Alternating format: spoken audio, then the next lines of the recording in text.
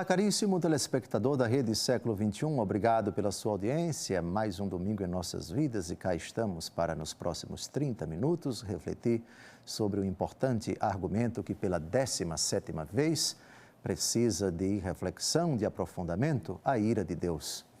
Um argumento, uma verdade esquecida em muitos ambientes dentro da Igreja Católica, uma característica, um predicado de Deus tão importante quanto a misericórdia, quanto a compaixão, quanto o amor e quanto a ternura em Deus, a ternura de Deus, já que os adjetivos em Deus não se excluem, não entram em conflito, mas são complementares, se supõem e se exigem.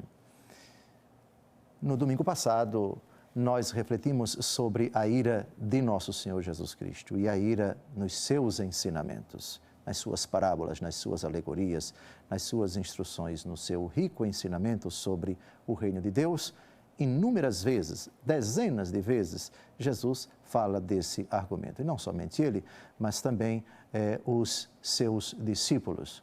Ainda nas atitudes de Jesus, ainda nos ensinamentos de Jesus, esse programa precisará percorrer alguns textos dos evangelhos e convido você, com a Bíblia, a compreender que na pessoa de Jesus e no seu discurso, a ira de Deus, ela é tão normal, ela é tão corriqueira quanto a misericórdia de Deus.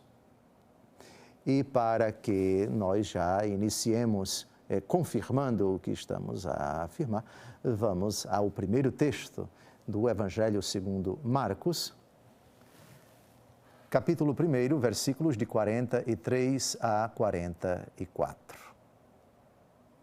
Jesus o despediu em seguida com esta severa admoestação: vê que não o digas a ninguém, mas vai, mostra-te ao sacerdote e apresenta pela tua purificação a oferenda prescrita por Moisés para lhe servir de testemunho.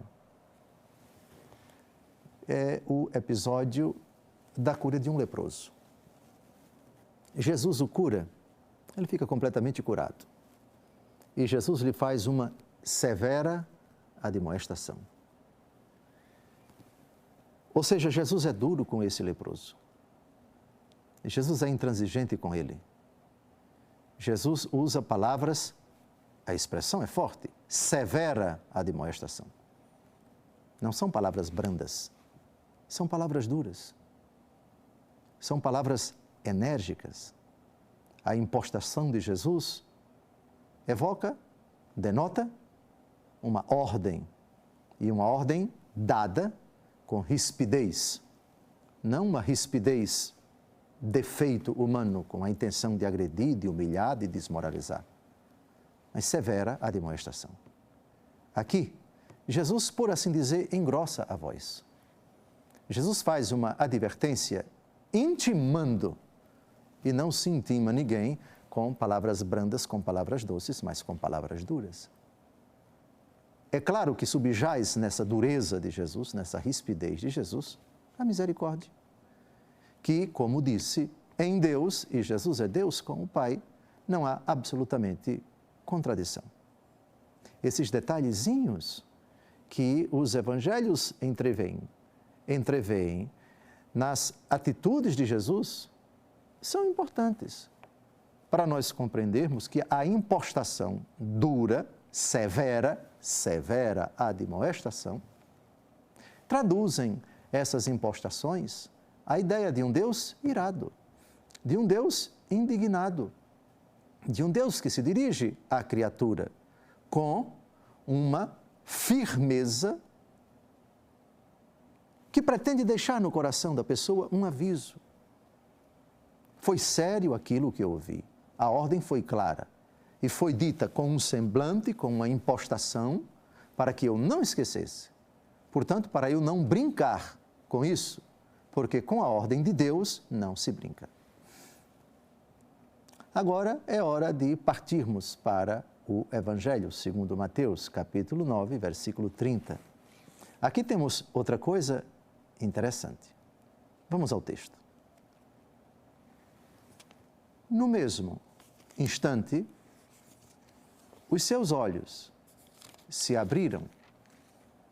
Recomendou-lhes Jesus em tom severo: vede que ninguém o saiba.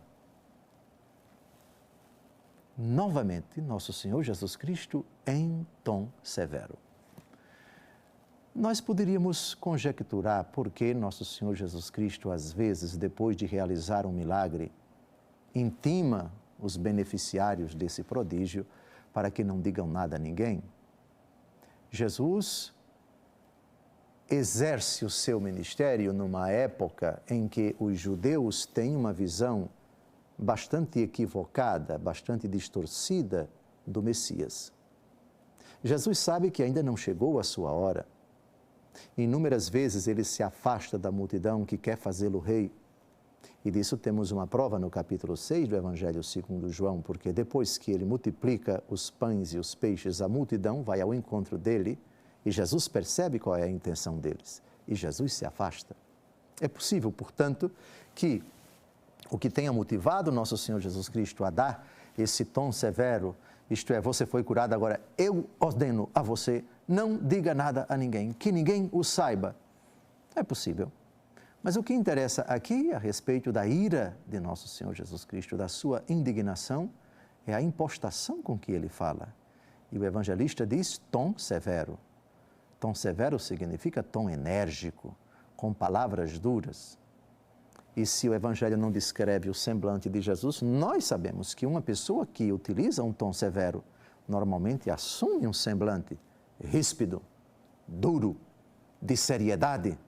Ou seja, para que o ouvinte, para que o destinatário do meu recado saiba perfeitamente o que é que eu quero, que eu não estou brincando e que é uma ordem, que com isso não se brinca, eu vou assumir em todo o meu ser palavras duras, semblante duro, olhar duro, ou seja, um tom severo.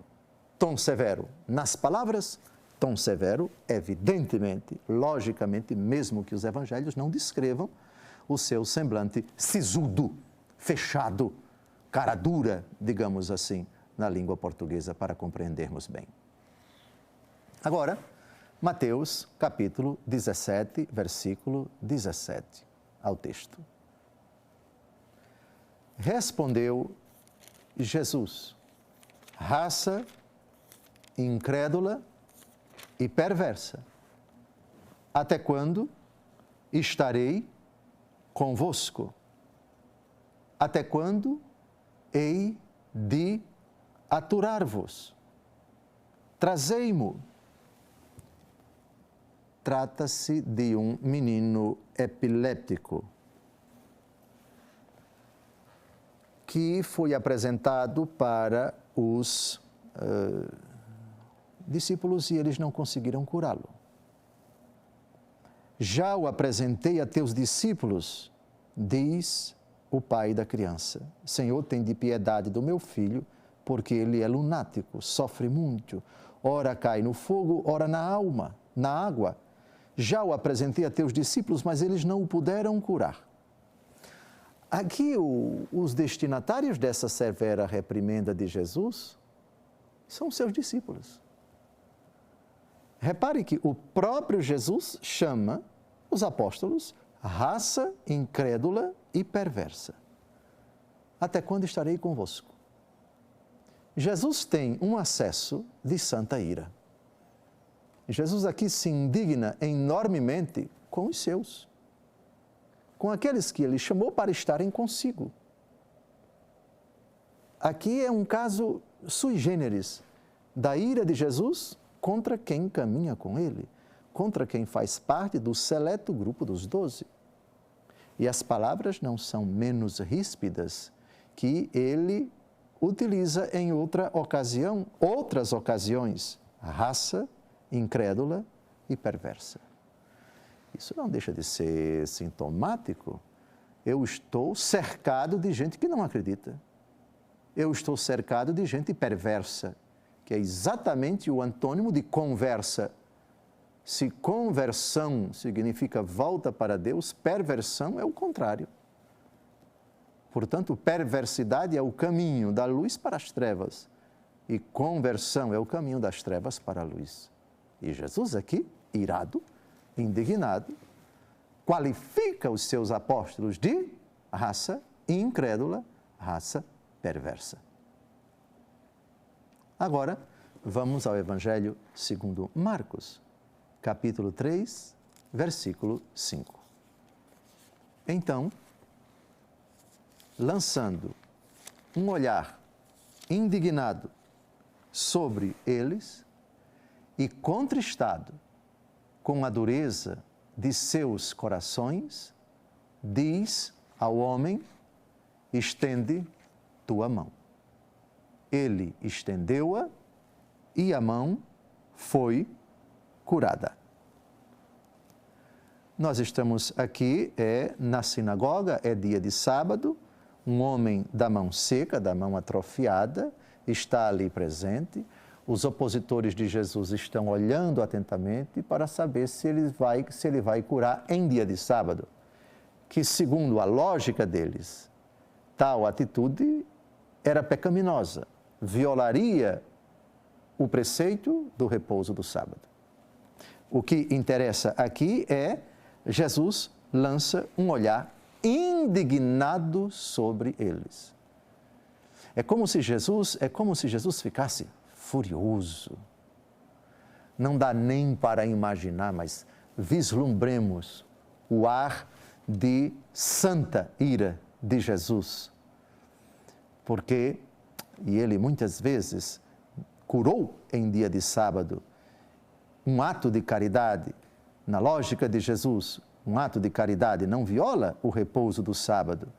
Qualquer interpretação do repouso do sábado que, no dia do sábado, impedisse ou tratasse como proibida a caridade e o milagre de curar uma pessoa é uma caridade soleníssima, na lógica de Jesus isso é inconcebível. Portanto, mais uma prova da indignação, entenda-se, da ira de nosso Senhor Jesus Cristo contra esses corações duros, contristado com a dureza de seus corações.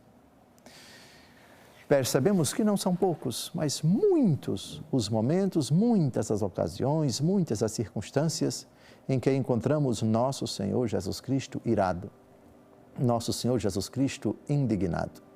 A ideia, portanto, de que nosso Senhor Jesus Cristo só manifestou atos de misericórdia, que Jesus nunca, eu vou usar uma expressão, nunca se enfezou, não procede.